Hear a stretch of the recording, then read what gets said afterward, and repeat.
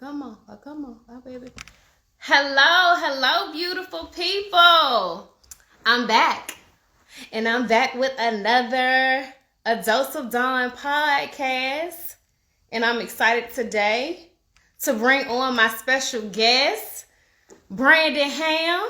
But before we get started, I hope everybody's doing well. I've been getting a lot of feedback. Oh, y'all can see my little country socks, but it's okay. That's why I'm showing from the waist up. But I've gotten a lot of traction with my post today because I spoke about not allowing people to bother you as far as their opinions and their thoughts about you. So shout out to the people that have reposted, showing love, DMing me. I really, really appreciate that. But I just have to start off and say this. Please walk in your light and your purpose. That's essential for your being. No one else's but you. So anyway, speaking of purpose, we have, again, Brandon Cunningham coming in, and he's going to introduce himself, and we're just going to have a good time and vibe and really talk about purpose because he has a lot of great things going on in his journey right now, walking in his divine purpose. So here we go, y'all. Hey, everyone who's already on, I appreciate you.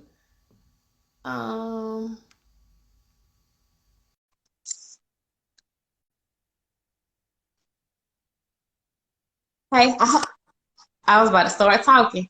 What's up, Sam? How are you?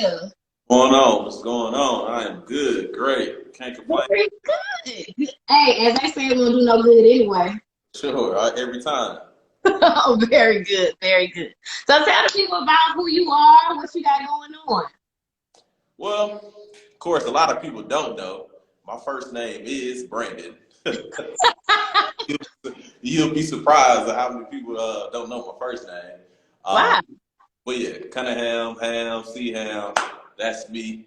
Um, things you want to put together with the ham, that's pretty much a lot of people. Then another thing, I'm originally from Omaha, Nebraska. A lot of people don't know that either. I didn't know that. Okay. Came down here 2000, so that was about eighth grade. Stayed eighth grade, see if I was gonna like it, and to see if I was gonna go to high school and all that good stuff. And let's just say, eighth grade had me. Yeah, I think I'm gonna stay in Atlanta. So that must have been a heck of an experience to be an eighth grader coming to Atlanta. It was a big time culture shock for real. Little do people know.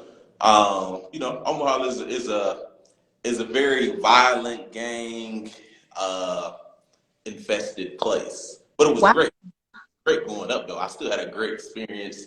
Got to experience a lot of things. I tell stories, things I was doing in elementary school. I kind of get that I was in elementary school. Like I really was doing this stuff, and this is elementary school. Like, okay, Okay. all right, but that's neither here nor there. No, here. I'm actually, I didn't know that about Nebraska. Like, that's an interesting fact to just have learned. Okay. We produced the likes of Malcolm X. A lot of people don't know he's originally from Omaha, Nebraska. Of course, Gabrielle Union. Oh, yeah. Of course, everybody know about Warren Buffett, but who else? What's the I forget what movie he played. He played in Soul Plane. He real good, a comedian, real good about changing his voice and sounding like people Godfrey or something like that. Yes. The act, like a Nigerian. Yeah, like kind of look, but he's from Omaha. Like he was born in Omaha. Yeah, he was just on the Breakfast Club, I think. Yeah, and he be on Wild 'N Out and all that good stuff, like changing his voice and stuff. Like, yeah, he's from Omaha. We got a couple of NFL players and stuff like that. So yeah, it's a good amount of some greatness out there. Okay. we got out here. Um, so yeah, so just being from Omaha, it's a place where you don't really think about leaving. It's kind of like you don't really see a whole lot of opportunities. You don't really see kind of like there. You might have a couple people might own some barbershops or a liquor store or maybe mom and pop barbecue places like that or a bar or something like that. Like those are kind of your entrepreneur type of things, which is always great. Right. Always good. But it's really, either get in the game selling drugs, or if you're a chick, get in the game, selling that thing there, and hopefully, play ball out, get a scholarship or something like that. And first, hopefully, you'll pick something other than the University of Nebraska. That's only like 2 hours away, so you coming back, and so it's just, so the opportunities I took advantage of, Pops being, from here, as far as Atlanta. I know, like, yeah, we in Atlanta. So with my pops being from Atlanta, Decatur, on the east side, Stand up. Hey. high school, I got a rep from Walker High School, which is now McNair. So I was able to, come down here during the summertime and got to see the side of Black people that's actually doing well, and not strung out on dope, and all that type of stuff. You see more opportunity. And not be selling drugs. We saw people who was high rollers was drug dealers. So that's who, seeing what I was used to. Of course, I don't want to be there. Like, hey, that thing. Go ahead. I'm sorry. You good.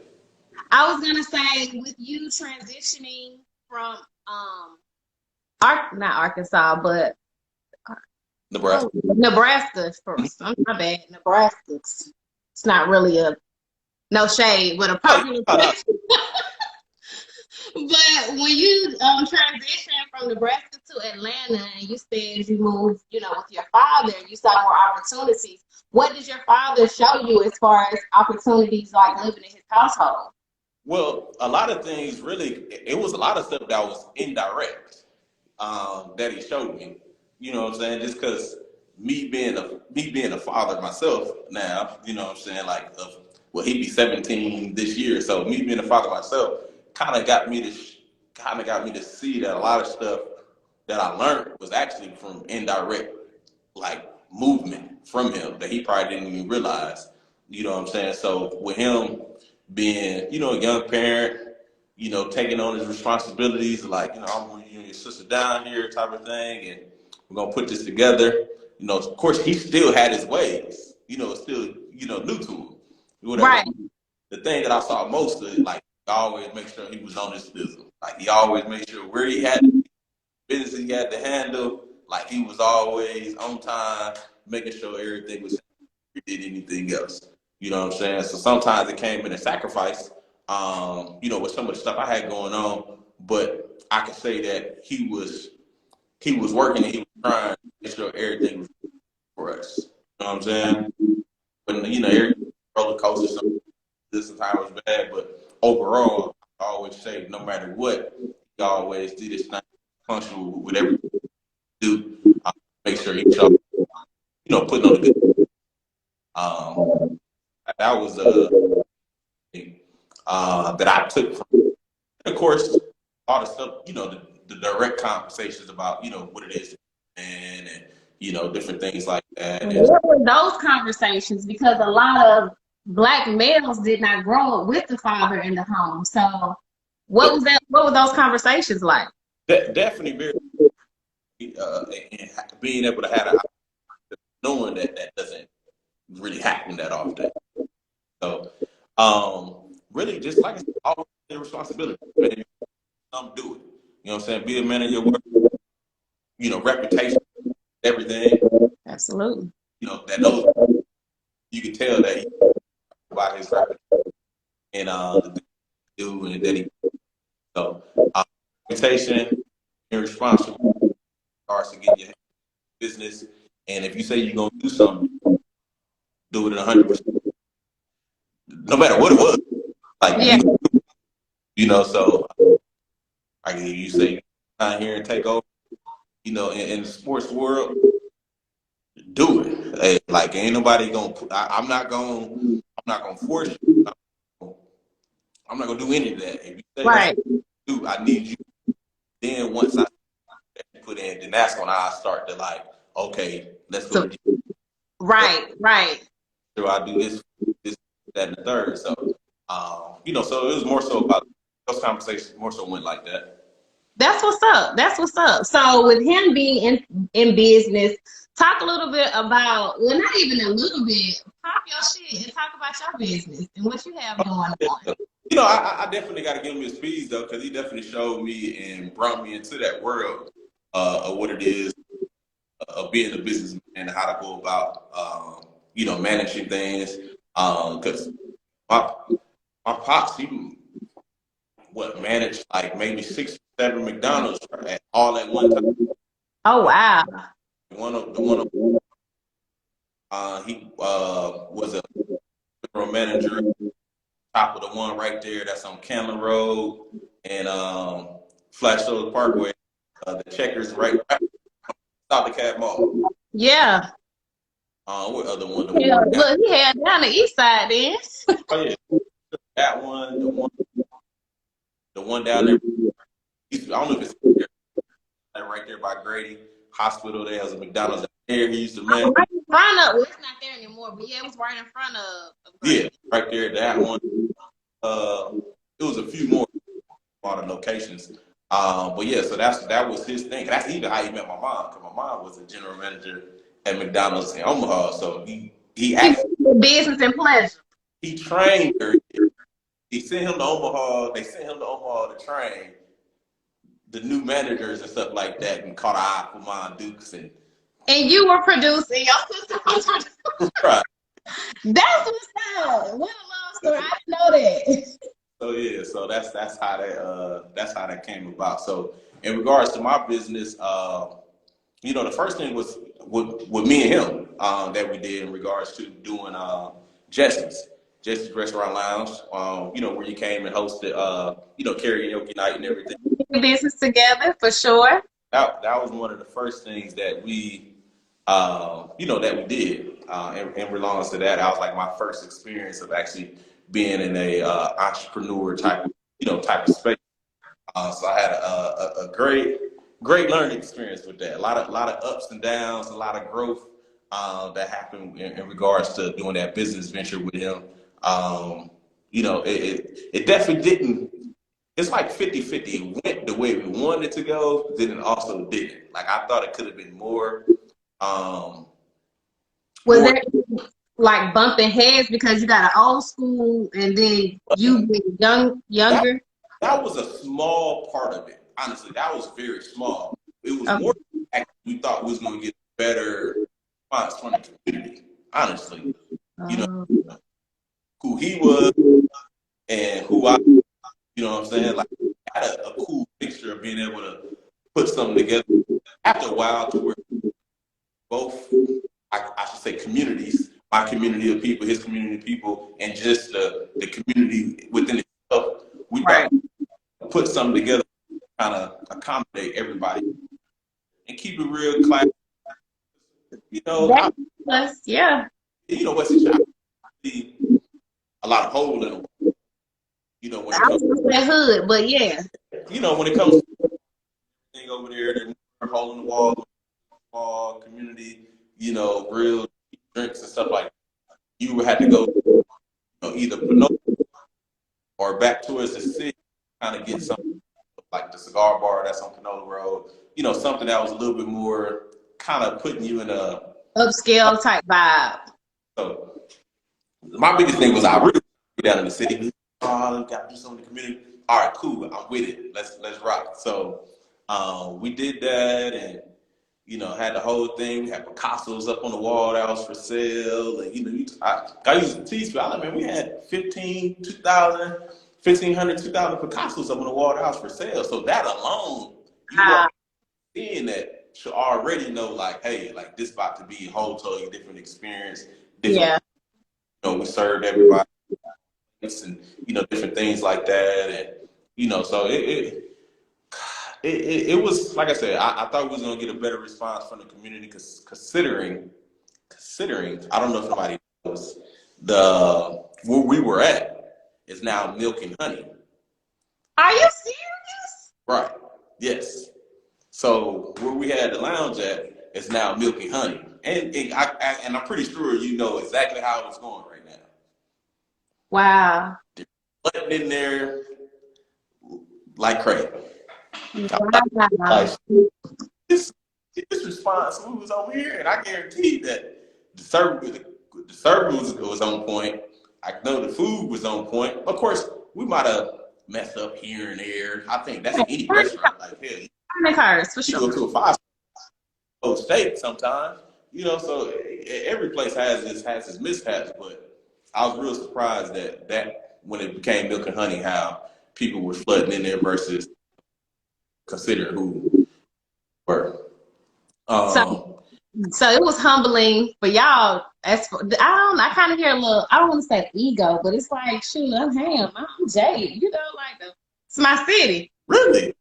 Right. It was kind of what's really what's up? Like, is it like what? Like, I hope it's not. I hope it's not smelling hate in the air. Like, because we never that type of people. Like, Yeah, I pride my very humble reputation on people. being like somebody that for the community, like for people. Like, you could never be like, man, Ham. Oh, he is such and such. Like he did. Only time I take it back. Don. Only time somebody could possibly like, oh man, forget him. It's on the football field. That's the only time. Now I was a slight bit of a jerk when it came to being on the field. Big, shit talker, like I was, but So like I tell people, you separated the field and business with a different persona. which is a little different. You step on that, gotta be a little crazy when you step on that football field. I always tell people something. I try to get people not on my language or how I act when I'm, in that football body armor. So then from there, kind of just always have been a fan of like real estate and just managing things and different things like that. So I had to shift out of my athletic career into on into considering that I didn't really. Yes, I graduated from Morehouse College. So even though I didn't do the necessary things, the position to move forward with that degree, I still graduated because I didn't really think football was going to end the way it ended. Put it like that. Like, Gotcha. You was thinking NFL, I'm finna make it. Yeah. You really couldn't tell me that. Yeah. Hindsight, I didn't do things in order or play regarding, school, internships, and all that type of stuff. So had a son, by like five, maybe six. So it was like, all right, like shit, I gotta push something together.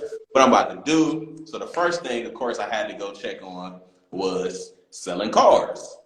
Okay. Cause my uncle, we got the deal thing. So I had to try that first, like see how we're gonna work this out. Try to stick it in with the family, stuff like that. A car, in Atlanta, you have to have a car 90% of the time. Type of like, let me see how this work out. And it didn't really go so well. It didn't really. Wow, why didn't it go well, Ham? Like, what?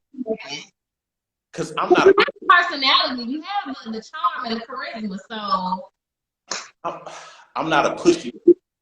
Oh, okay. It's like either you want it or you don't. Right. Or you can't.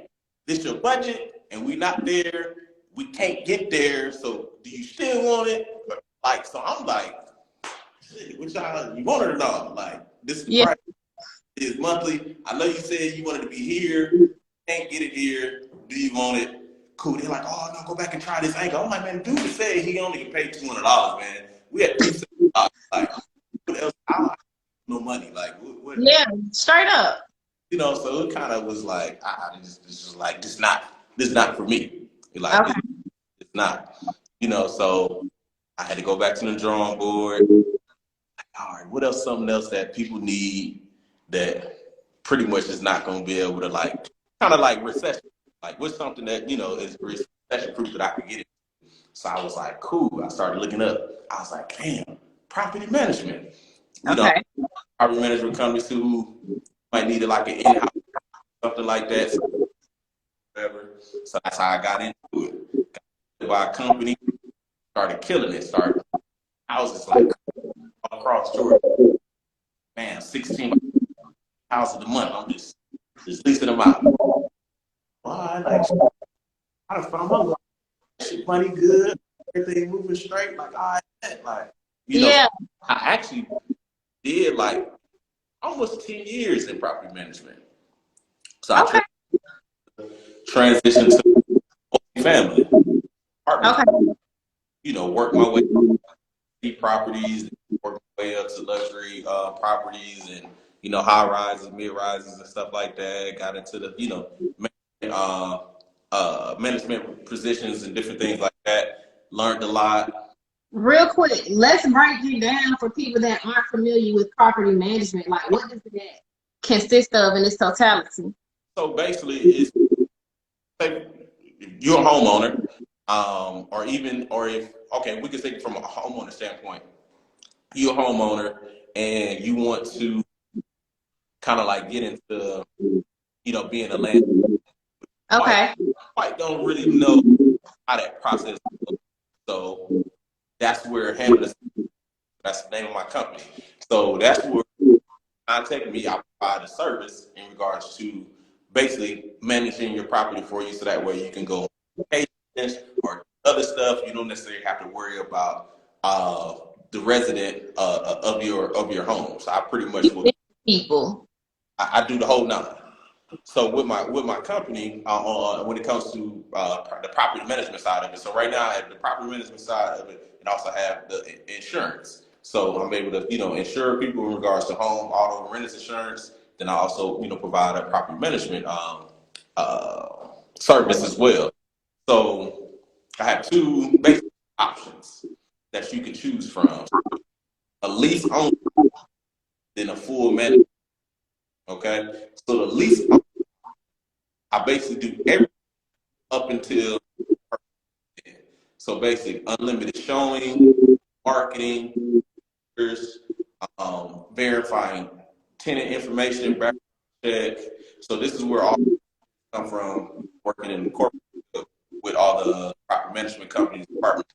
This is all everything that I learned in regards to what they use, how they go about. Who they use? I'm sorry. Let me tell you, I don't know if you can tell. I'm looking at your lips. I can read lips well because your Wi-Fi go in and out, so you'll blank out a little bit Oh, on some word. It's all, but when you get close, I'm like, okay, I can see you a little bit better. it's going. Yeah, how is it? It's still the I, same. it's just when you talk, some of the words Okay. it blanks out. So I'm just reading your lips as Okay. soon as I can. I got you.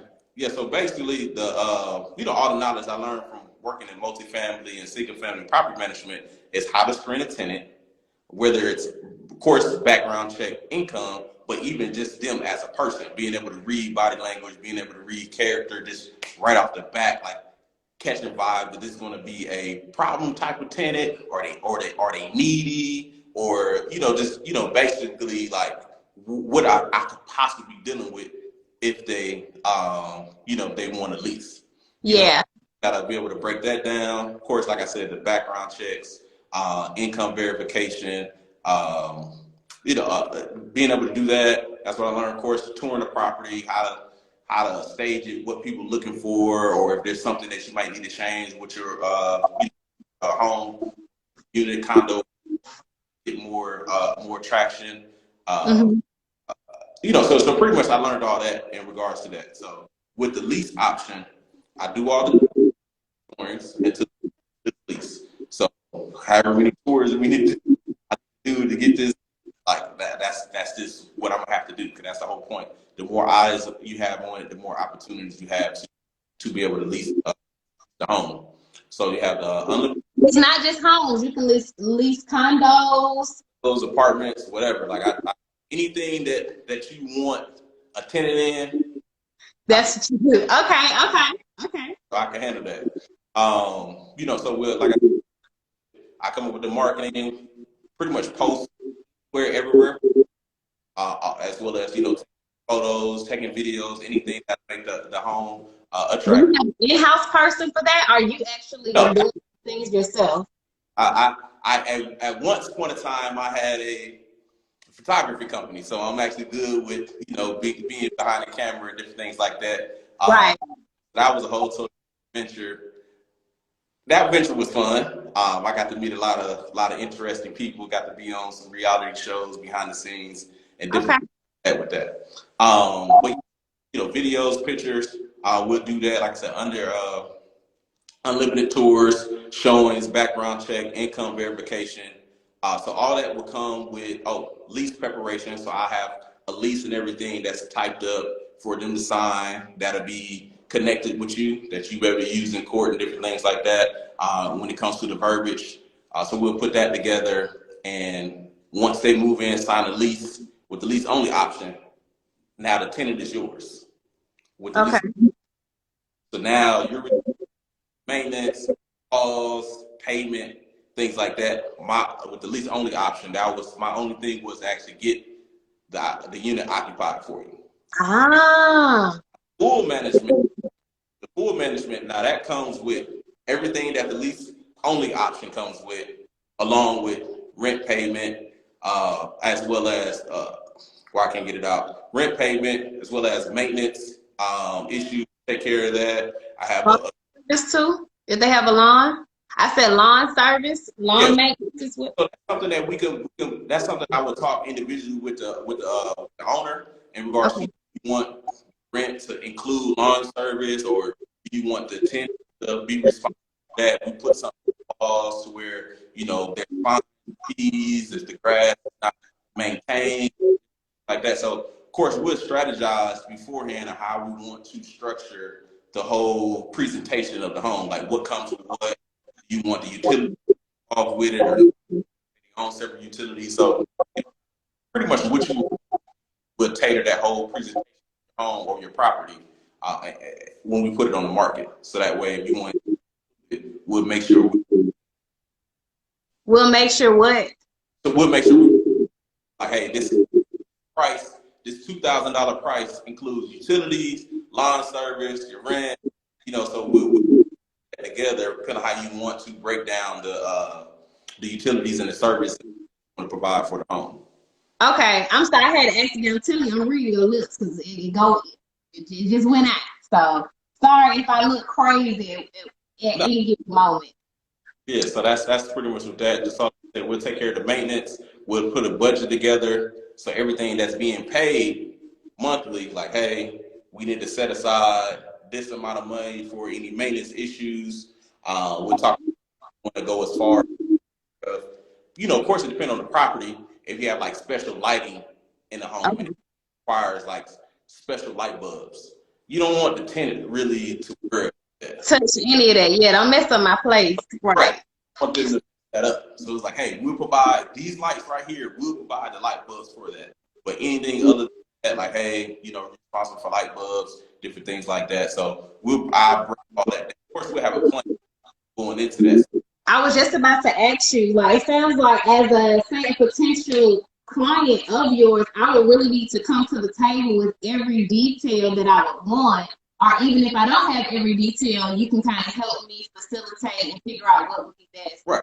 Yeah. So after consultation, if you feel, comfortable with whoever, then that's when I would come out to the property. We'll walk the property and be like, hey, Don, you might want to fix this, or you might want to change this. You might want to, put some investments into this, so that property looks more appealing.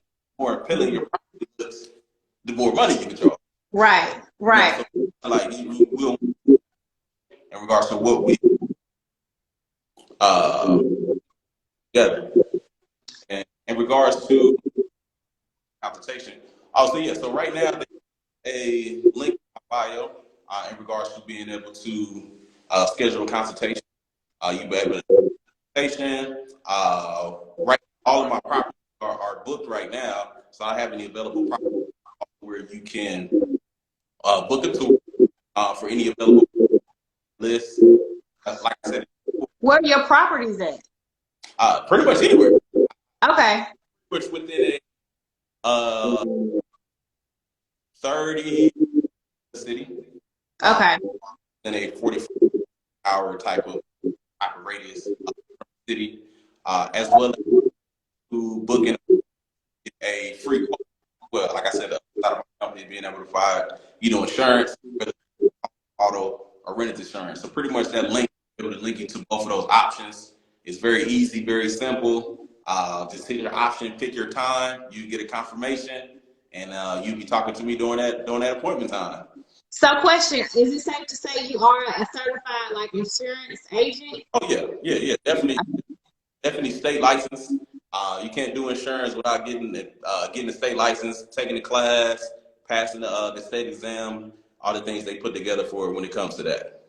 Okay, so I booked a consultation for Wednesday. So instead of me talking to you then, I'm gonna ask you some questions about HOA and property management for our community.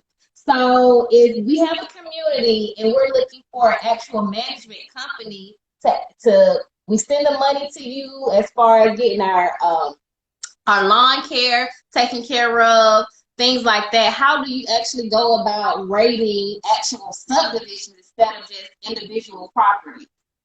Well, it's really kind of hard to like rate a whole community just because everybody is different. So especially when it comes to communities that do not have a HOA, it's kind of like how it is in Decatur, Lithonia area. You go into a neighborhood, nice neighborhood, but it's like these three houses here, long, good maintenance. You can tell they're buddy neighbors. They probably barbecuing together. Then on the other side of the street, you see weeds growing, and it's just like she's like, well, you got a nice. What happened, right? With the maintenance, so it was really kind of hard when it comes. What if we do have an HOA? However, so in full transparency, we have a company now that pretty much collects our money. Okay. That's pretty much it. And we have lawn care that's included. However, there's no board. So we feel like our voices aren't really being heard as a community to ensure the upkeep. Because you might have, like you said, instead of weeds going on, you might have because she might watch this. Hold on, let me had to pause for a second. I did. Ooh, okay, so you might have a neighbor that may not understand the importance of property value and making sure Right. your yard and everything is well taken care of. So having things in place as far as not even roaches. Ooh, be quiet, Don. Just people. Everybody comes from different, backgrounds and demographics. So we're coming together as one in a nice new community. But we need someone to actually make sure that everybody is abiding by the bylaws that we will have in place. So if only thing of which I'm not having an actual board, which is kind of interesting, having an HOA.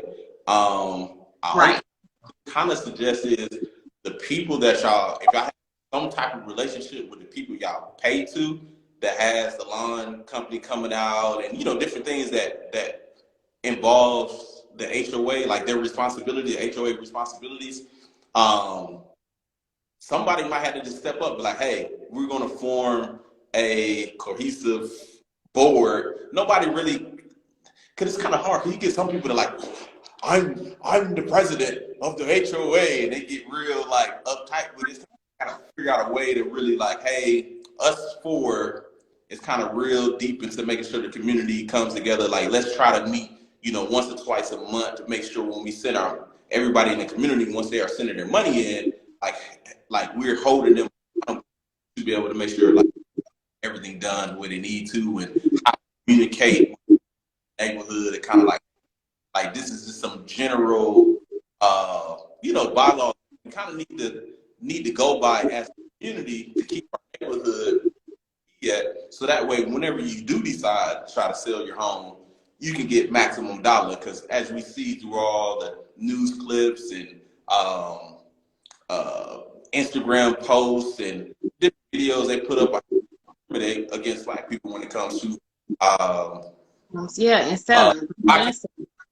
Why I can't get out not rating or appraising. I don't know why I couldn't get it out. Appraising people that had the down and African art and like that have a white friend pose as the owner to Right. get Your crazy. property, so yeah, you got to do a lot sometimes. Yeah, so I would say you have that opportunity to kind of come together, maybe a couple of people that's in the community that thinks like you, like, hey, let's try to, print out something. If there's 20 homes, let's print out, 20 bylaws to try to get everybody in agreement with, put them and, get them to look at it, set up a meeting, maybe at this person's yard or something, kind of like, come together as a community, or even let's try to rope off the street, and set up, so you can kind of, Oh no, I'm with you. No, it's yeah, funny. yeah, I block off like, hey, we're gonna just block this house from this house. We're gonna block this street off,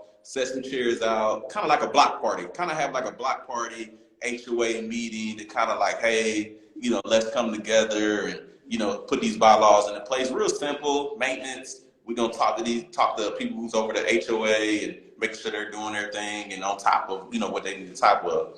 So that brings to, like I said, that also comes back into what I would ask, being a potential property manager. Like, hey, what do you to put will come with home? okay. HOA fees. You want to, hey, HOA fees dollars a month. So all right, so we didn't make sure that if your mortgage is 700, we lease it out for 1400. So we didn't make sure out of that extra $700 that you're making, we didn't make sure $100 towards. We need to make sure $100 is going towards the HOA. Make, another $100 is going to lawn care, and maybe another, 150, or so is going to any potential maintenance. Then, of course, my monthly fee. So then we're back. Hey, is this a profit for you after putting this aside? If it is, let's settle on 14. It's going to be the rent price, responsible for the utilities, to include the lawn service. Of course, you're not going to includes HOA fees. Say, hey, 1,400 includes lawn service as well, and you own utilities.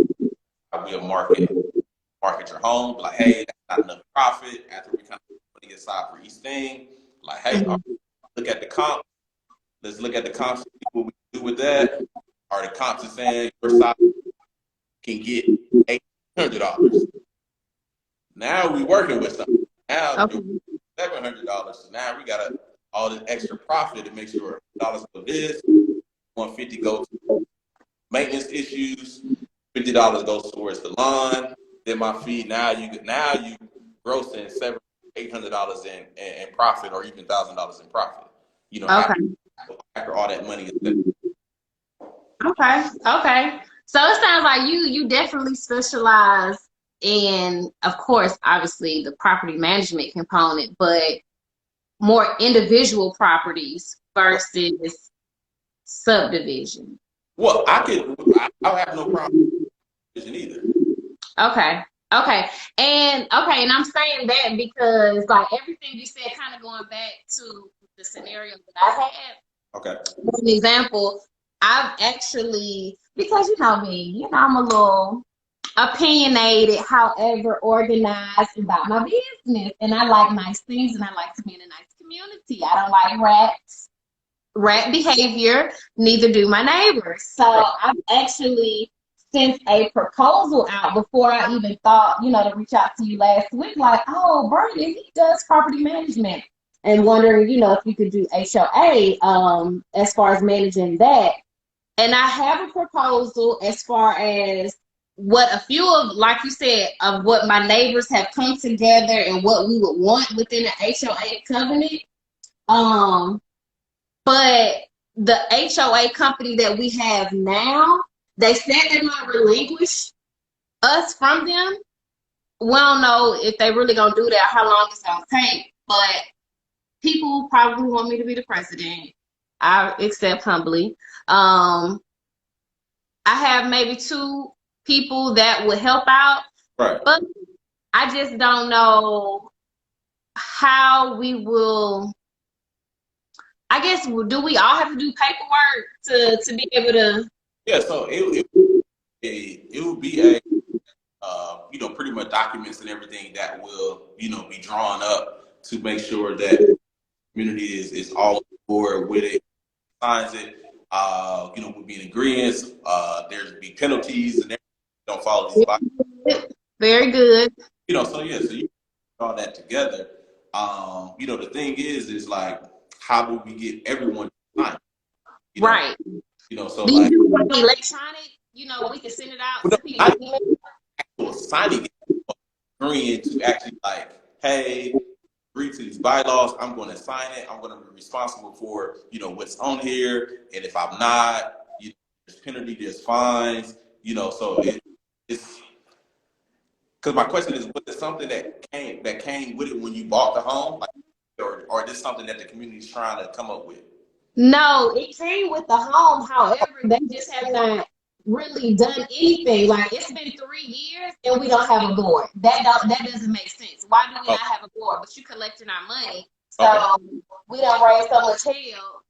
Give us our freedom, pretty Oh, much. okay, I got you. Yeah, okay. So if it's already established that, hey, this community comes with HOA, and this is going to be an HOA fee. Now it's coming in. It's like, hey, these are the actual bylaws of the HOA. This is the fee. This is what you're going to come with. This is what it's going to come with. If you're not following these bylaws, these are the fines. And how do we go about making sure that if no one is following the byline Violence. bylines, why I can't get I got you. guidelines, bylaws, guidelines, the instructions of the HOA, how we go about, getting those fees, how we go about even punishing, hate to say that, punishing those folks in regards to who's not following that. If there's some stipulations that could come with, the home, because HOA and the bank and paying your mortgage, them totally two different separate things. You can't be like, oh, you're not paying HOA, you got to get out of here. Like, we just got to look into see how all that comes together. Oh, and I actually thought, because I've heard like one of my neighbors say, if people don't pay their HOA, they can take out a lien on your house. Hmm. That is something that I have to, brush up on when it comes to that. Okay, I mean, heard, but It she, being over HOA is like something I have to like read up on, like managing a property that has HOA. I'm like, I'm Gucci. So, okay, right. all right. So then, of course, we have I have my insurance side of it, insure people in regards to home, auto, renters insurance, and you'll be surprised of the lack of knowledge people have with insurance. Mm-hmm. What's the first thing that comes to your mind as far as the lack of knowledge that we should all know that people may not know? What is full coverage? What is I'm not? gonna break it down. So people will be like, oh yeah, I want full coverage. Okay. What do you want your liability limits to be? I want full coverage. Full coverage and liability is two separate things. Like, you have your liability limits as far as like what you have, and what the company, what you and the insurance company agree upon, what you want to have in regards to if you're responsible for the accident, what type of money you have to pay out. Sidetrack. Get sidetracked. I saw you looking down. Oh, yeah. I was looking at somebody said they got their renters insurance. So yes, for sure. For sure. Crazy about it.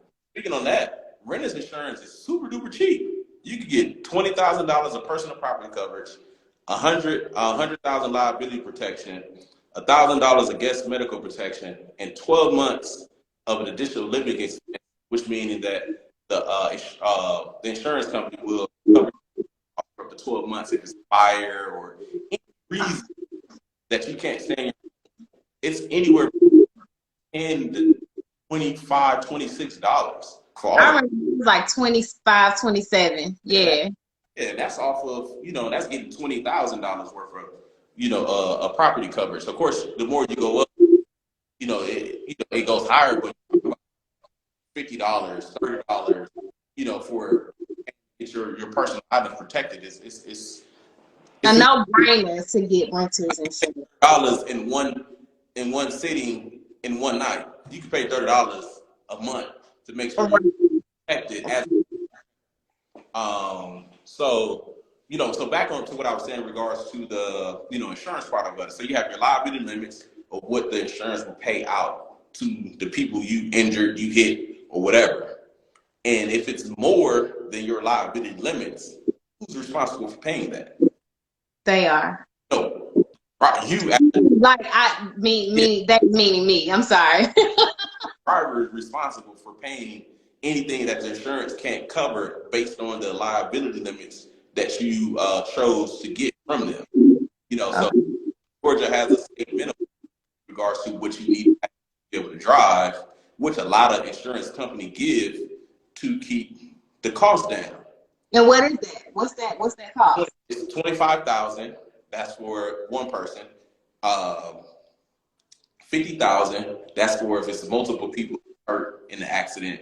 Then you have 25,000 for any property damage. And property damage on vehicles, depending on what you hit, can be pretty expensive. We're in Atlanta, so it's a lot of expensive cars out here with a lot of new technology and different things like that. Like, you kind of watch and pay close attention. You are, getting on that. So that's one thing. Right. Like, well, I want full coverage. Great. Full coverage only means that you have collision and comprehensive, meaning that it is accidents involving a vehicle. Comprehensive is accident involving anything other than a vehicle. So tree, mailbox,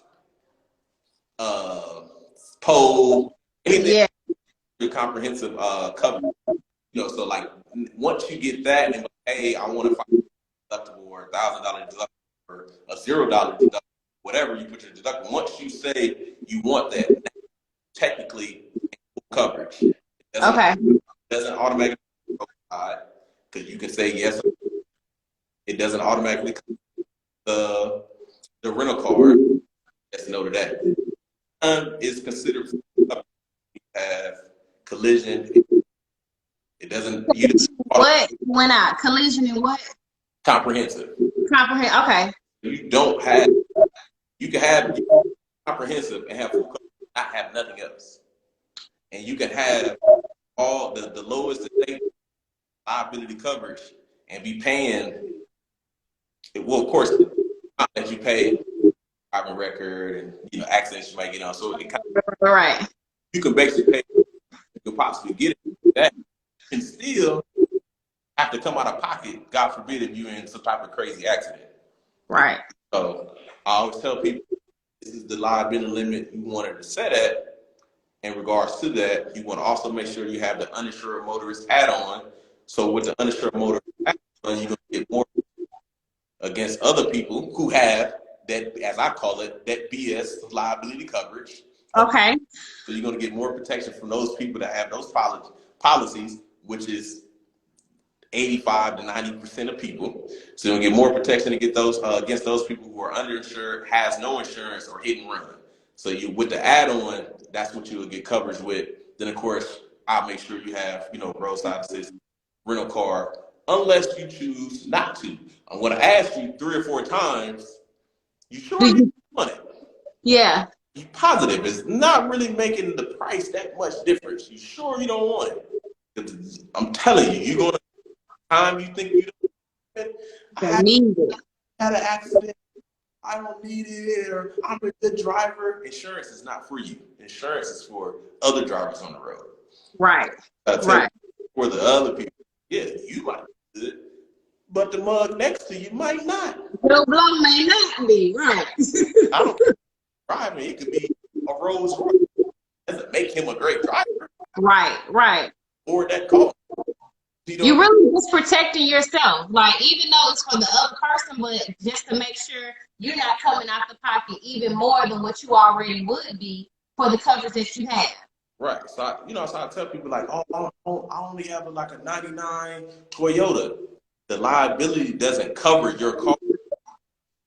the people that you could potentially get, the 90 still requires you to get more than the state in regards to the liability coverage. Because that's going to protect your pocket. That's what the insurance pays for you, your the monthly payments that you make. Then with the insurance company, we also offer auto replacement protection. So this is in an event where, God forbid, if you total your vehicle, the insurance company, they will come in and new vehicle, same year, make and model, up to 1 year newer. Do a nationwide search for that vehicle within pretty much within 10 to 20,000 miles of where you was at. So if you had 100,000 miles on your vehicle in the time of the accident, time of the total, they'll try to stay within that 10 to 20 mile range of the next vehicle. So you kind of get around the same knowledge of where you were at before, or like 1 year newer in regards to you have that. Then of course the different, come with different accident forgiveness, and have an every 5, so it doesn't go against you. They also can get vanishing deductible. So what that is, like, here you go through with claims, they will take $100 deductible each year. So $500. All the insurances are just no, the company under, which is awesome. Oh, okay. I might need to go with y'all then, because I ain't been in no accidents. Let's do that thing. With the company I'm up under, which is Allstate, this is some of the things they offer with the different packages. So, wait a minute. It depends on if you have that package or not. Okay, I got to look at my paperwork now. I'm gonna talk to you offline. So with that, with the gold package, platinum package, you will also get vanishing deductibles, which is up to $500. So each year you take $100 off with no accidents or things. They'll take $100 off. So it 100, and it could go down to deductible over 5 years without your rate going up. So that also is a good perk to have, because that means, God forbid, if you get in an accident and it's your fault, you start off at 500, but 5 years you went with nothing, and that 6th year now you had $0 deductible now to get your vehicle fixed that you pay since you was up under that package that provided that perk going with that service. Right. So, right. Okay, that's a lot of information, but that's good because especially when you're starting off, like, because you're off of your parents' insurance by what, 25, 26? I'm gonna answer this. I'm gonna answer this question real quick, and I'm gonna answer that question. So with Gap, that actually comes from the dealership. The dealership in it. So the Gap insurance, it's where if you own a vehicle or anything, Gap insurance pays the off. So it pays off? Yeah, it pays the off. You got your car that you're paying on your car with. So car from Chrysler and went through your loan, so that Gap insurance will cover, and you got $10,000 left on your loan, and you total the car, pay that $10,000 off for you. That comes from the dealer. That doesn't necessarily an insurance company, so that protects them, which is good. You don't want to be for having to pay for that $10,000 after you've been totaled your car. It's like, shit, I got to pay for a car that I no longer have. So Gap insurance is a pretty decent thing to have in regards to making sure that you're protected if you're not a great driver, or people know how they drive. They know they act home, or they may need to be careful when they get out on that road. In regards to your question, one more time. Shoot, I don't remember what I said. Because I'm like, what is Gap? I've heard of it, but I don't know. I got a brain fart. I can't remember. Question. If I do. No matter who faulted it, if the vehicle is total, it doesn't matter who faulted it. If the vehicle is total, Gap insurance will take care of your remaining balance with the bank, you have your with along with. yeah, it doesn't matter who you with. Dang, what was your question, huh? Um, It was some. I don't know. I really don't know. It's okay. I mean, it's real talk. I don't remember. glad glad we getting action from the comments and people joining. Right, right. Because I'm like, oh, that is a good question. I didn't think about that because I've heard of gap insurance or gap coverage, but didn't think to ask. So that was a great question. Y'all have gap insurance? Like, nah, let's do the dealership. So what you giving me is like gap insurance. Nah, there's something totally different. You gotta go to the dealership with that. Like, and that's what I mean by how unknowledgeable people are about certain things that it's unfortunate because they should at some point teach us about this in class because not everybody say I don't even know if I driver's ed, so I don't even know if that in driver's ed or not.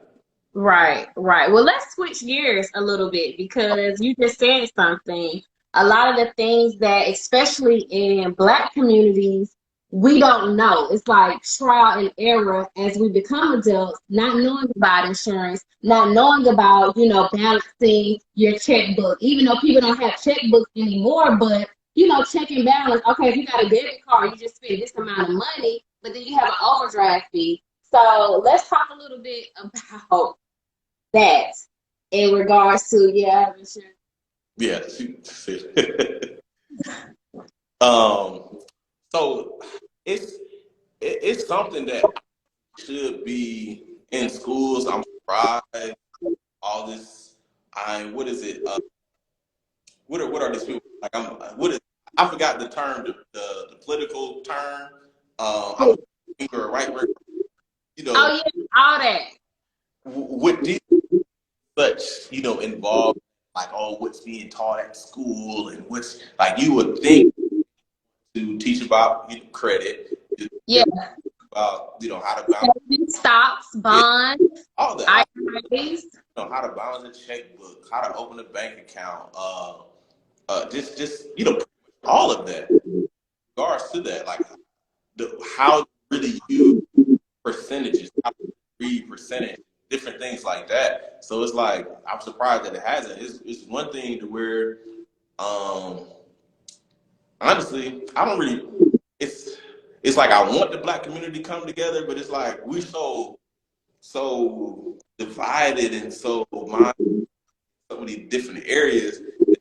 And you have these different groups, things like that are teaching about it.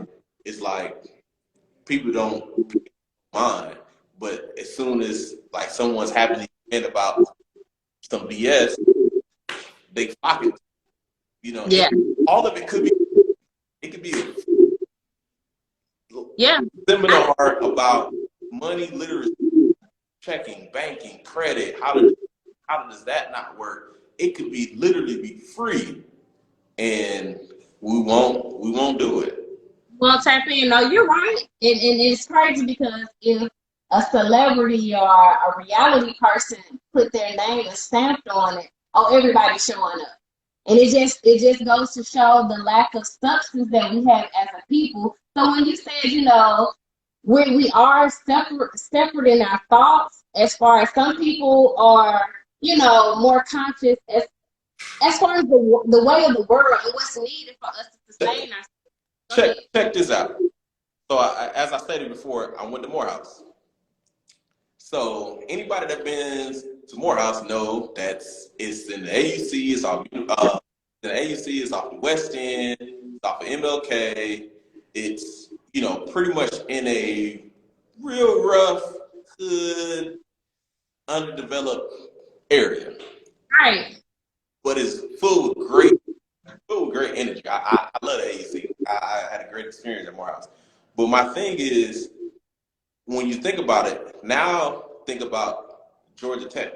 Now think about Georgia State. They have the same similar makeup in regards to it's a school in the city. That's true. School in the city. It may not be in a rough area, but the school who might have been with the school property, making sure it's connected, or Georgia State or Georgia Tech looks the way the off-campus housing and different things of that nature, is phenomenal. So we have the likes of all these great Black celebrities, great, wealthy, I'm going to use not rich, wealthy Black entrepreneurs like that. Even the guy, great, that guy said he's going to pay everybody's head off. And, oh yeah, he's a billionaire. right, that was great. That was set that one class up for greatness. That one class. Mm-hmm. But I would have taken a step even further. With I think all of them should further. Think about the community. How about they were like, hey, investors coming up, buying up houses and renting them. That is so many undeveloped homes over there that are boarded up, that are crack houses, or even just think about all that. Yes. So just think about like I said, it's great for that graduating class. But what if that money that he's paying off in regards to the debt, millions, it's billions, how expensive Morehouse is. And so not only for Morehouse, but you also have Clark and Spelman over there. So you have those three schools, everybody that's affiliated with them schools, alumni, people, everything like that guy. What if they all went together like, hey, we're gonna buy this, we're gonna block all these houses. Even the ones that we might not buy those. We're gonna make sure they actually get a facelift. We're gonna make sure the Grandma Wilson that lives in this home. We're gonna make sure that while we're rebuilding these homes for possible student housing, for maybe if I want to, I graduated from Morehouse, but I still want to stay in the neighborhood, I could do that because they do that. High rises, there's houses up in the Georgia Tech that's close in distance. Now I can either sell those or use that for student housing. But Mrs. Wilson, she's been 20 years. Redo Mrs. Wilson's home, redo her roof, repaint her, fix her grass, repave her driveway along with building up those other homes. So now it fits what you're building, the community that you're up to have these nice houses. Then Mrs. Wilson house is sore thumb. Then that's gonna make I'm like shit. Buy this house to fit into that. You know what I'm saying? So now she's able to keep her home, be part of it. So that's basically what gentrification is. Right. So there these neighborhoods, and if your house doesn't fit what they're trying to do, they're gonna offer you some money that you never. I give you $70,000 right now cash for your home that you have paid off. You like $70,000? I ain't never had $1,000 one time. No. $1 million, $250,000. And see, the thing about it, real quick, they're not just gonna build a house right there. For an example, my dad stays in Reynoldstown, and his property, you can have a whole like condos or something on that, just where his property is. But they tried to, offer him a little bit of money. He said, "No, I know what y'all selling these other houses on this block for. Give me a quarter, quarter million, more, whatever." Right. So yeah. So they like, oh, we give you 70,000. To Grandma Williams, 70,000. Like, here you go. Yeah. They gonna Yeah. I want to tap into what she said, really, because that's very true. Main reason because we lack unity. We definitely do lack unity. And I also think that with the lack of unity, it's so much ego. It's ego in the Black community. Oh, well, this person has this, or this person thinks that they this and they that. It's like we all in this together. Right. We really have, again, that unified mindset. We can really go far beyond where we're at. But see, our people don't understand that what our thought processing now, you talking about so long ago, that has been conditioned in our minds for us to not even understand where it's coming from. That whole Willie Lynch, his letter, that's real. Right. We're gonna put everybody against one another to the point where 1,000 years from now, these niggas is still gonna have friction because of what we did. Right. Yeah, But that's I go on rants about that. oh, me and you both. You know, just from my just like I said, just from my experience of having a restaurant lounge and just seeing everyone flocking to the Chinese restaurant or flocking to the wing spot that's not owned by, By us. and literally they couldn't touch our wings, and we were still reasonably priced. And so it wasn't like, oh, you come here when you're getting overpriced. Like we kept right in line with them so we could be competitive. But it's like, oh, they've been here for years. But since it's a new restaurant that's owned by somebody black, it's kind of like, I'm used to going over. Oh, you know, I don't know. I used to calling people out. I used to be out there passing menus in the parking lot. I used to call people out like, hey, like our wings, the same joint. Yeah. Like I even give you on top of that. Oh man, I already ordered. You ain't paid for it yet. So what you order ain't got to do with anything. Like Right. we Right. for you. And I really used to be out calling people out like, what you saying holds no water, holds no weight. I'm a black man with a community, a restaurant in your community providing quality service, quality product, damn near for the same price.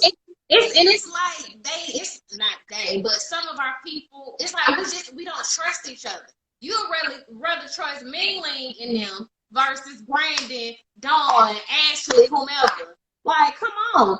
Like, I'm so intentional, and I'm not like this because I feel like some of the stuff is kind of trending now. Where okay, well, you support your own. Like, I've been on it. Like, I've been by my people. Like, I want to keep my money circulating. Our money does not even circulate one time because we're going everywhere else. Yeah, oh, big time. Yeah, big, and it's so hard because going back to the Jesse's thing to the lounge, I experienced so much craziness to where it's like, damn, like y'all really gonna. I had to one chick. I had to catch myself because I felt real like thrown off because she came in with her own little 20 little ounce of Sprite. I'm like, man, like you really gonna come in here with your own Sprite? Like I got Sprite. That's tacky. That's tacky. That's disrespectful. Like how you gonna do that to me? Like I looked at like how you gonna do that to me? I know you don't know me. How you gonna do that to me? Like you wouldn't go to none other restaurant and bring your own Sprite. I give you a whole. I was like, I give you a whole Sprite for free. What did she say? What did she say when she just looked at me like with this dumb look on her face. I had another time. It was a party up towards the front and like entrance of the building, and some people from that group brung in, which is Taco Bell. They brung in Taco Bell, so I just happened to go over there, pick some stuff up, and saw some of the rappers. I just looked at them like, and I literally lost all my service. I said, you and your peoples, y'all some fucked up people. I walked away, and they looked at me like, what? And I said, I can't even apologize for what I did, but I just want you to know that y'all allowed people from your party to bring in outside food to a well-established restaurant. You didn't even look at them like, hey man, we ain't even gonna be in here like that. Like as a representation for you and your group. Like you let people that's in your group in a way that's like, y'all niggas just good, y'all niggas together. Like, yeah. Why would y'all do? You know what I'm saying? Why would you do that? And he was just looking at me like, almost with a surprised look, like, damn, he really just said that to us. Like, yeah, and a lot of times, I didn't care how disrespectful they got. In some cases, it's how disrespectful I got. Now, I had great customer service. Now, with something we did wrong, sorry about that. Let me take care of that for you. And I'm talking, Very apologetic. so they going off. Never fucking come back. I'm like, damn, you'll never come back? I was like, really? I was like, you live in the area, right? They was like, yeah. I live in the area. I know the neighborhood. I was like, how many times? I was like, you know that Chick-fil-A right there been longest. Yeah, I go there all the time. I bet you they done messed up. Still go back. Perspective. Perspective. So that right there, we don't have an open perspective on a lot of things that has us stagnant where we can't even evolve mentally. Like, come on. Yeah, I messed up. Like, I know I messed up. I apologize. Yeah. But for you to be like, oh, I'm not coming back off of one mess up, and I also live in the community. I know how long these businesses been standing, and I know how many times they done messed up with my order. If I had stood and went back, I know it has happened to you. Right. That's real. I flipped out like that, but I'll get you that next Saturday. You was back in line.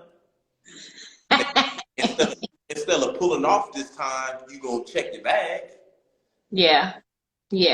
Oh man, and they were just looking like I really used to be in there really like checking people like dog, like y'all is not I'm about to set y'all straight.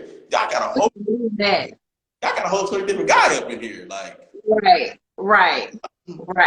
I'm a person to lead, make sure the customer is well taken care of, but y'all are not always right. That's a fact.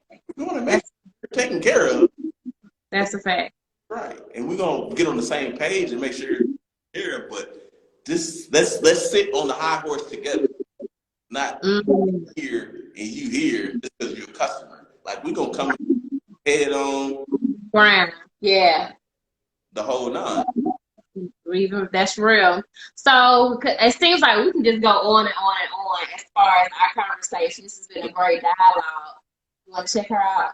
But it said the same reason why people that were in the hood. Oh, for sure. Yeah, definitely. Oh, I didn't see that. Say it again.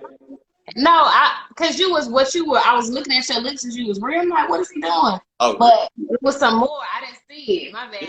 Yeah, that was another big thing that was, going back to when we was off Wesley Chapel,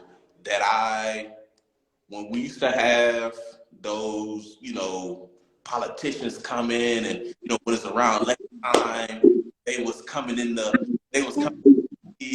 hey, get you and all stuff. And, I really was like, you probably would, they was just like where I was like, but you're going to be here once all this is over, right? Like, once the election and stuff is going to be done, like, I'm again, like, you're not just coming in here just because it's election time.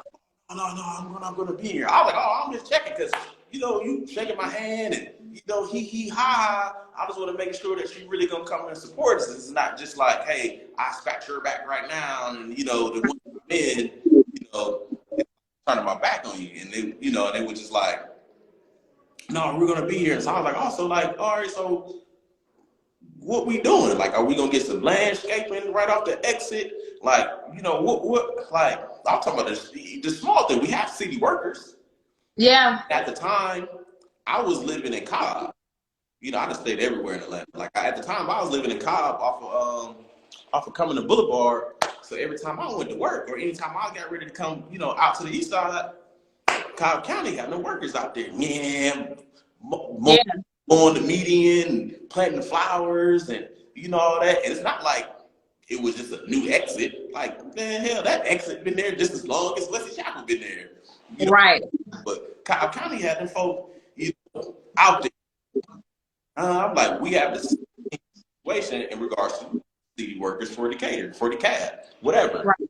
So you get off on Wesley Chapel, it's kind of like, the fuck is this? But little do people know, you have to get off Wesley Chapel to get to Browns Mill Road, where all those $10 million plus homes are located. You have to exit to get to other parts where You got the likes of T.O., Kelly Price, all these people that live out that way, Yeah. Your Too Shorts, like all of them that lived out that way. Like you have to get to Chapel to get to these neighborhoods. How in the world does this look like this? Yeah. That's I never thought about it like that. That's true. Even then, to take it even further, how are you in the political realm and you allow, I don't know how you allow, but you allow the likes of the HD supply that's now off of Cumberland Parkway, Cumberland Boulevard. They wanted to come to off of Wesley Chapel. They was looking, where the Enterprise and the hotel, Right. right? Yeah. Right? They was looking to get that section right there. I don't care what you have to do.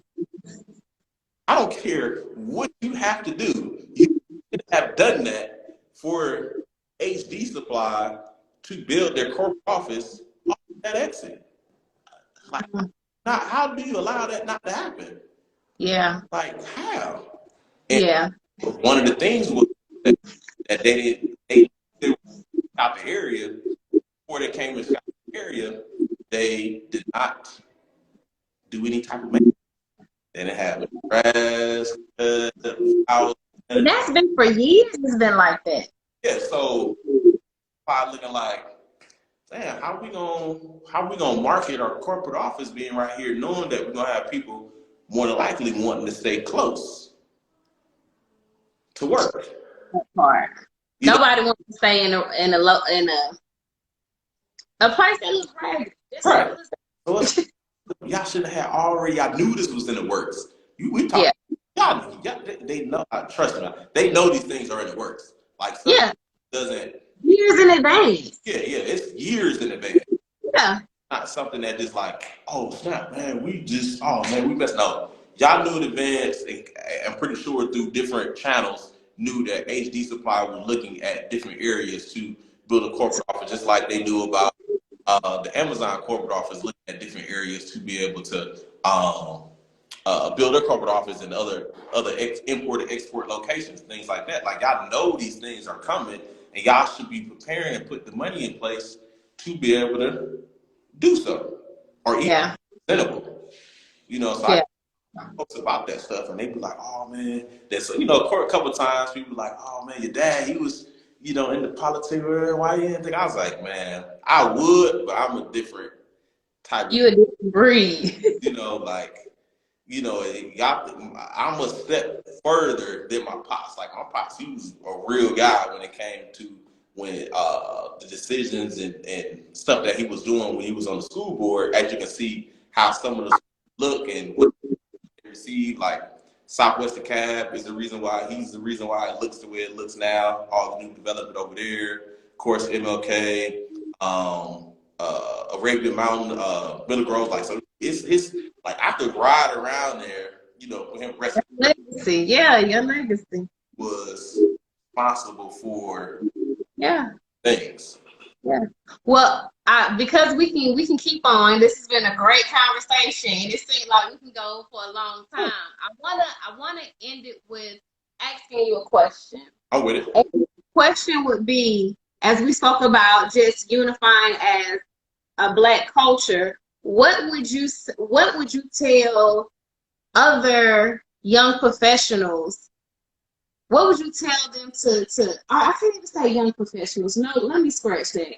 What would you tell our people in order to help get us unified? Like, what would you leave them and to encourage them? Like, this is why this is needed. What would you tell a young person more so than anything?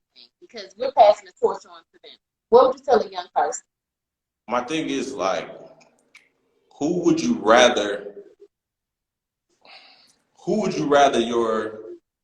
if you choose to have kids? So it's always everybody wants to have a family. So it's like, who do you choose to really have your children grow and date, idolize, marry?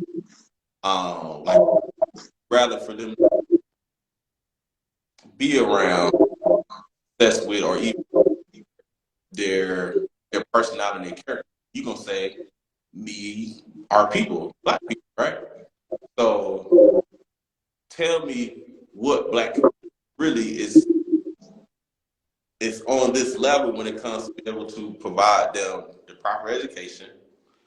Tell me what Black community is going to allow them to be great opportunities as far as thriving businesses,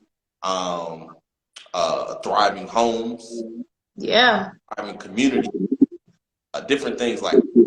Uh, so I would. That's why I encourage like this.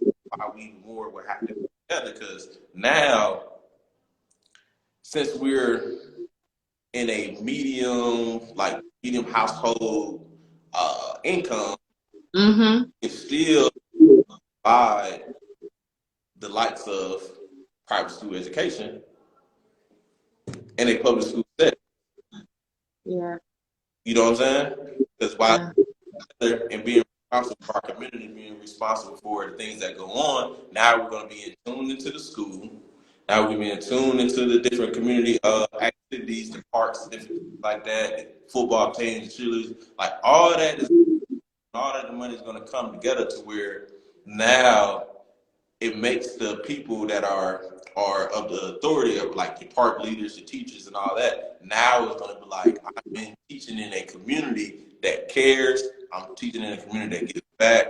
I'm teaching in a community that looks and feels good. Right. But how do you articulate that to a young person because they don't care about no part? Like, how do you really get them to understand that importance? Because these kids is a different breed. It is. Only thing I can really think of is really finding a way to really show them like like it's getting better out in that California area that they can have parks and trails and different things like that. That's kind of similar, to the Beltline, but it's like, take them down and experience. Like, let me show you this. All right, bam. So you got to Mentorship. I hear mentorship. yeah, yeah. Take you down here. I did that while I was in. So it was like, bam, like down here, show you this. See how this move around. Ain't this. I was like, the same thing. It's like, no, I ain't got that out there. Like, it's I forgot it's like canola something like that. Yeah, I got that out there. You know what I'm saying?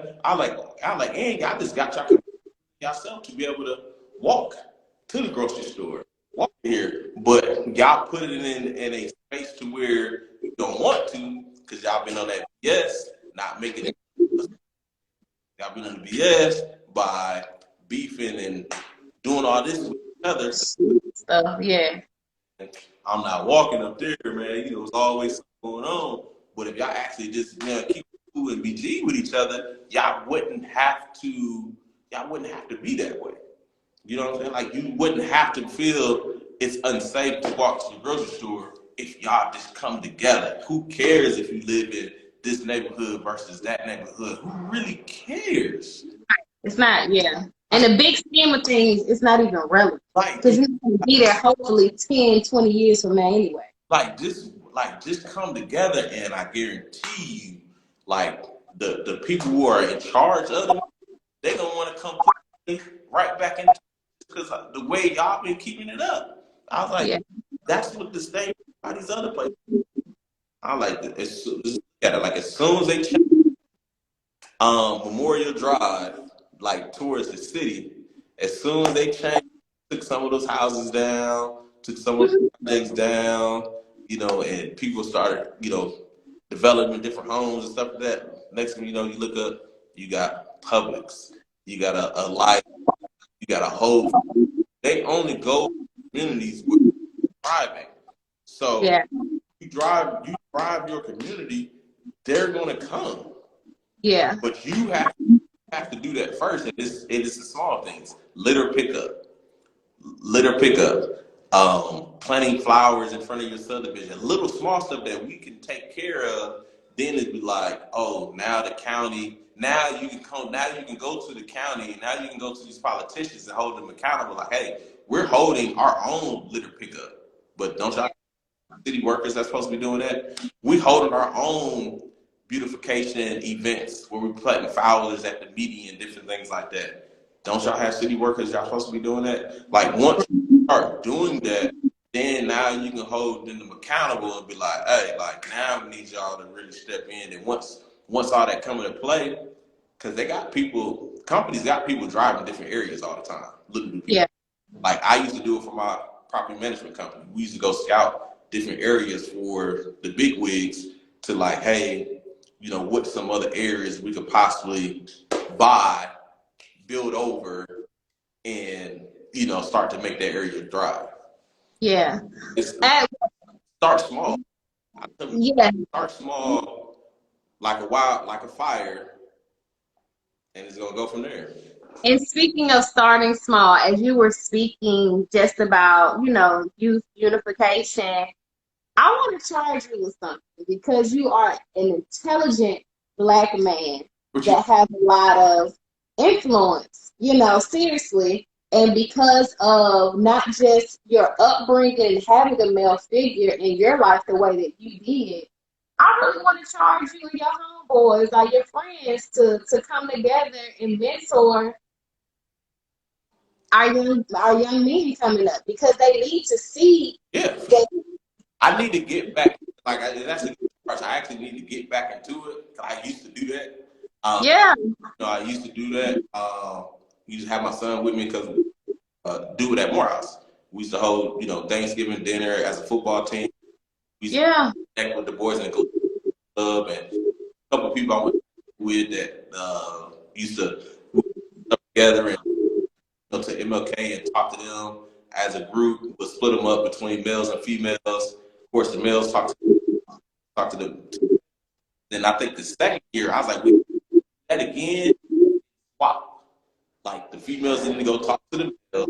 I love that. Talk to the young girls to get them a perspective on what it is that we're actually looking for, what it is that you should be expecting, that you should keep an eye on when it comes to finding your mate, and different things like that. So it's like I'm open to talking to both males and females because it's a it happen. Yeah. Period. We're gonna make it happen because I'm charging you, but as you were speaking, because now my mind is going, because I'm all about community, I'm all about young people, I'm all about passing the torch so they can be productive citizens growing up, and being, just knowing how to sustain themselves.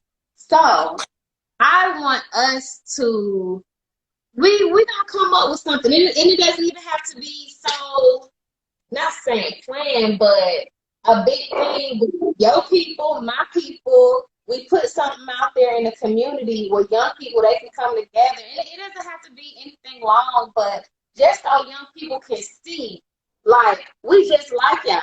We just have been more refined thus far, contrary. Yeah, I'm definitely open, especially back and connecting with high schools, out in our area. Starting there, just kind of, I think starting at the schools will be the best bet, put something together, with them and, try to stem from there, whether we're alumni of that school or not, just try to connect someone from that school to put something together. Then of course it's going to benefit them. Then also from us being business people, it can benefit us as well. It's like, hey, I'm coming to y'all, Hammond Associates. You coming from Don, and I know you have your Don Patrice Consulting Services, right, Image Consulting. So you have that. So now, like, these businesses are coming back to the community. What's you offer? Can I get a card? Different things like that. So it can kind of help in both ways as us being small. For sure. And that's actually what I actually spoke at our school a few years back. So I would go to different high schools a lot more, maybe 8-9 years ago. Right. So I definitely will get back into that, but I like the partnership of just masculine and feminine energy, showing these young people what that dynamic looks like, because they need to see that. And I kept it all the way 100 with them. Is like I just open to them. I'm like, man, because we made the teachers go out. The teachers wasn't in there, so it's like open up. Hey, whatever language you want to use to express your frustration or express your thoughts or what have you. Yeah. We're going to do the same. We're going to get this open. We're going to get this all out in the open. We want to just, if you have something you've been wanting to maybe, just I don't know, just whatever.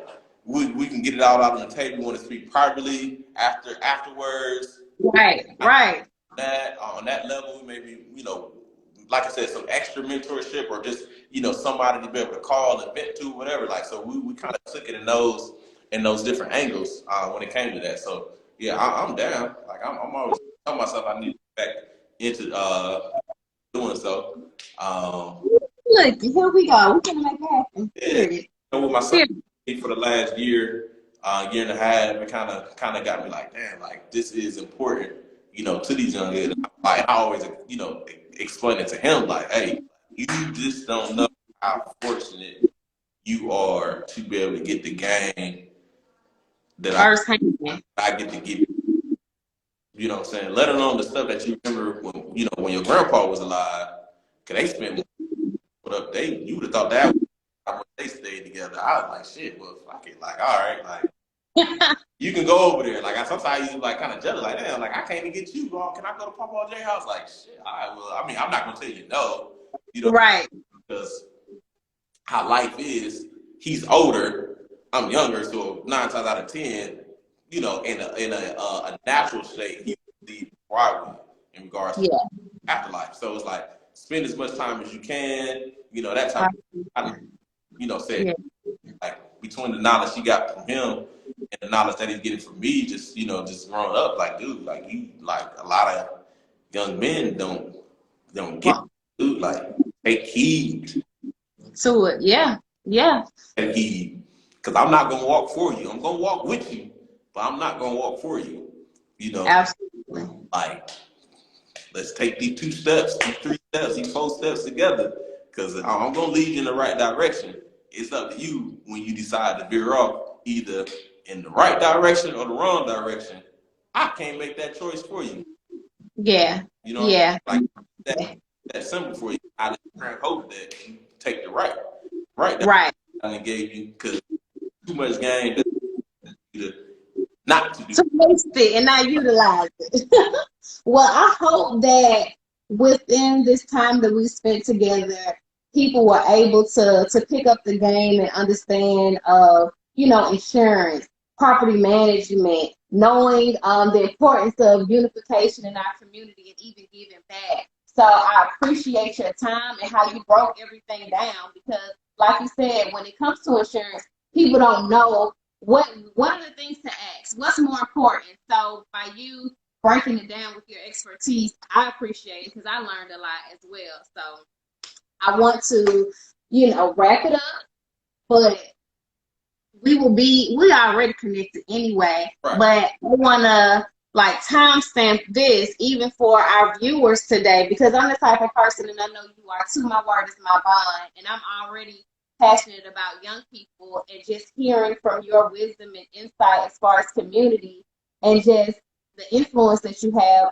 I'm so serious about us connecting and making that happen. So everybody that's watching or who will watch later, watch and see what's going to manifest from this episode. Right. Yeah, we're definitely gonna get back on and touch on, maybe have some more Q&As and all that good stuff. So Absolutely. I'm all for it. This is my first time doing this. It actually felt good. It felt great. So I appreciate the invite. Anybody that's out there, of course, call me Cunningham is my main Instagram page. My business too, your name and all that. my business Instagram page is pretty much my company's name, Hammond Associates LLC. All the links are in the bio. So it's real easy. Contact information there. I'm not hard to find, not hard to reach. Business is business. I'm gonna make sure business is good. So that's very good. I'm gonna leave it off on. All right, awesome. Well, again, thank you for your time. We'll be, staying connected. So everybody, y'all have a great night. Go ahead. Get to it, but we definitely gonna have to go smoke something though. No, like for real. Like that day, I guess you didn't wind up going to the cigar lounge. Nah, not that time. It was a little, like I said, it was what it was that we supposed to just rain, or it was something that was going on. There was something going on. But I think you went somewhere recently. I was like, my point hit me up. I Oh, would, you know. sometimes I can just hit something. It be like in the patio or somewhere around the crib. Like sometimes, like I be, I smoke anywhere. Hey, I got the backyard now. Pull up. You Yeah. got your little brown. You feel me? All right. Yeah, we'll make it. Uh, I ain't hear you. What you All right, say? we'll do that. We'll make it happen. All right, cool. Well, anyway, offline. All right. We'll talk offline. All I'll right. see you later. Thank you again. Okay. Yeah, appreciate you. All right, peace.